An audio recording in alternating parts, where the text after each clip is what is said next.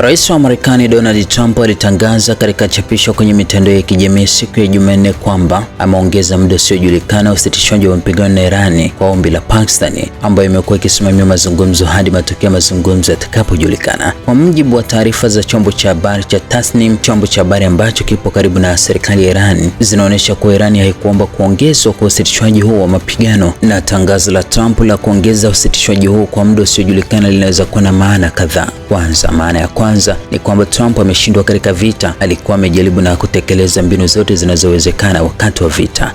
Trump anajua kwamba hatapata chochote kupitia vita, hivyo anaona kujiondoa vitani kama njia bora kwake. Hata kama ataendelea na vita kwa uamuzi wa kipumbavu, hatapata mafanikio yoyote, chanzo hicho kilisema. Pili, ingawa vita havikuleta mafanikio kwa Marekani, Trump anaweza kufanya chochote, ikiwemo udanganyifu wa kutumia njia zote zinazowezekana, mojawapo ikiwa ni kuongeza usitishwaji wa mapigano. Trump anaweza kudai kuongeza usitishwaji huo, lakini kisha utawala huo wa kigaidi wa Marekani au mshirika wake wa kikanda Israel unaweza kufanya vitendo vya kigaidi. Taarifa kutoka Tasnim zinaonyesha kwa maafisa wa Irani wanafuatilia kwa karibu uwezekano huo, na Irani haidharau hali kama hiyo. Tatu, uwezekano mwingine ni kwamba Marekani itajiondoa vitani na Israel itaendelea kubaki katika vita hivyo kwa kisingizio cha ukiukwaji wa usitishwaji wa mapigano nchini Lebanon. Hata hivyo, Wamarekani wamewahi kuonywa hapo awali kwamba Marekani haiwezi kujiondoa upande mmoja vitani na kuiacha Israel iendelee kupigana. Nne, kuendelea kwa zuio la majini kunahamasisha kuendelea kwa uhasama. Irani haitafungua mlango bahari wa Hormuz angalau kwa muda wote ambao zuio hilo la majini itaendelea kuwepo, na itavunja zuio hilo kwa nguvu ikiwa itahitajika. Tano, Marekani inatafuta kudumisha kivuli cha vita juu ya Iran na kuweka uchumi na siasa za Irani katika hali ya sintofahamu. Marekani inaamini kuwa hali ya Irani ni sawa na hali iliyokuwepo baada ya siku 12 ya vita. Hata hivyo, kipindi cha sasa kina tofauti ya msingi, nayo ni udhibiti wa Irani juu ya mlango bahari wa Hormuz. Ikiwa Marekani inataka kuendelea kudumisha kivuli cha vita, inapaswa kujua kwamba mlango bahari wa Hormuz utabaki umefungwa kabisa.